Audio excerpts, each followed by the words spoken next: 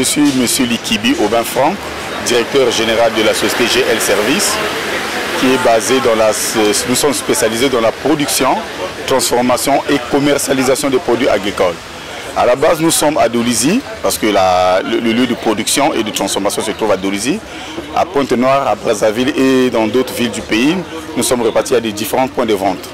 Et donc nous produisons, à la base nous sommes dans le maraîchage, mais depuis 2 ans de cela, nous sommes maintenant dans la transformation. C'est comme vous voyez, vous le constatez sur les images. Nous sommes là et nos références sont là, que vous voyez. Et ça c'est les sacs de... C'est la farine de manioc, communément nous appelons le foufou, qui est depuis la foire internationale qui s'est fait à Rome, en Italie. Et nous avons gagné le marché et ce foufou est vendu en Italie, à Paris, en France et en Belgique. Nous avons des partenaires aujourd'hui qui achètent, qui nous prennent des quantités énormes. Donc voilà un peu. Et nous faisons pas seulement de 1 kg, mais nous faisons aussi des 25 kg pour les familles nombreuses, comme vous le constatez.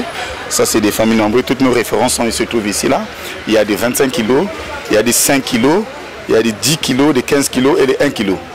Donc voilà un peu... En dehors de cette farine, qu'est-ce que vous avez d'autre? Et comme vous le constatez aussi, nous avons les différents produits. Peut-être que là, c'est des produits locaux. Ça, c'est l'arachide. Et ça, c'est l'arachide grillé. Ça, c'est la pâte d'arachide. Ça, c'est les chips faits à base de banane. Bon, tout le monde le connaît, hein, puisque vous voyez ça partout. Même dans les stations de service, vous allez constater qu'il y en a beaucoup en faisant. Et voilà, dans l'ensemble, ce que nous faisons au sein de la société GL Service.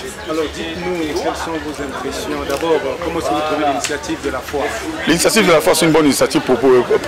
D'abord, la première chose, nous sommes tentés de valoriser les produits congolais. C'est made in Congo, c'est des produits bio, naturels, et nous fabriquons de façon localement. Parce que, je prends par exemple un cas particulier simple. Aujourd'hui, nous vendons l'aliment de base de Congo-Brazzaville, c'est le riz, et plutôt le manioc et le foufou.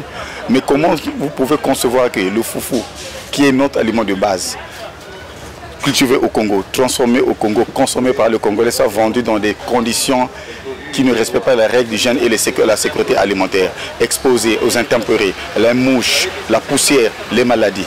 Et le riz qui quitte loin le Vietnam, en Asie, là-bas, qui vient à 2 h du matin pour acheter un sac de riz de 5 kg, de 1 kg dans une boutique alimentation, vous achetez, vous préparez à n'importe quelle heure. Et voilà pourquoi nous avons pensé travailler sur ce projet-là afin que notre aliment de base, qui n'est autre que le foufou, soit vendu avec toutes les règles d'hygiène et sécurité et la sécurité alimentaire.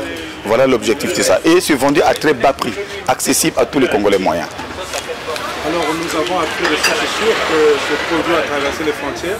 Ouais. Donc vous avez la chance de le promotionner à l'étranger, c'était déjà. Et bon, à l'étranger, nous sommes allés, j'ai profité, j'ai eu plutôt la chance d'aller avec Madame la ministre Mikolo en Italie, à Rome, lors de la foire internationale qui s'est réalisée à Rome. Nous sommes partis et c'est à Rome j'ai pu avoir plusieurs partenaires. Après Rome, je suis monté à Paris, dans les boutiques exotiques. J'ai tissé beaucoup de contrats, j'ai tissé beaucoup de relations, donc j'ai eu beaucoup de contrats. Et aujourd'hui, ce produit est vraiment consommé. Parce que je suis même en incapacité de satisfaire à la demande.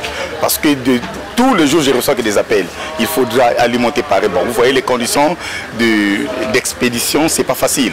C'est pas facile déjà expédier à travers Air France, c'est pas la joie. Il y a trop de tracasseries éthiopiennes, c'est la merde. Oui, des tracasseries, c'est compliqué.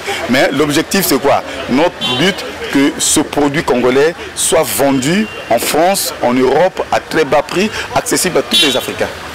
Voilà. Alors, dites-nous, quel est le message que vous avez lancé à l'endroit de Madame la ministre, ou encore à toute autre autorité, les besoins qui sont les vôtres aujourd'hui? En fait, Madame la ministre, qu'est-ce que nous souhaitons?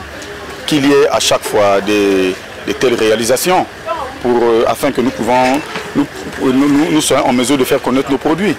Maintenant, les difficultés ne manquent pas. Prenons par exemple les mesures d'accompagnement. Parce que lorsque vous êtes dans le secteur agricole, ce n'est pas donné à n'importe qui.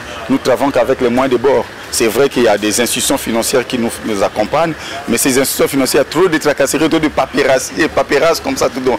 Pour l'heure, nous travaillons avec les moyens de bord. Le souhait serait que si le gouvernement peut nous accompagner à travers Madame la ministre Mikolo, qui est notre maillon clé, qui est la tête de notre projet, ça fera du bien.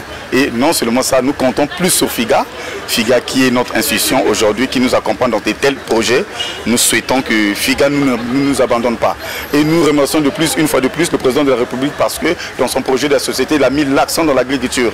Et s'il a mis l'accent dans l'agriculture, ça sera une bonne chose que le Congolais puisse consommer ce qui est local et limiter un peu les importations. Voilà, c'est le message que je peux passer au peuple congolais. Voilà.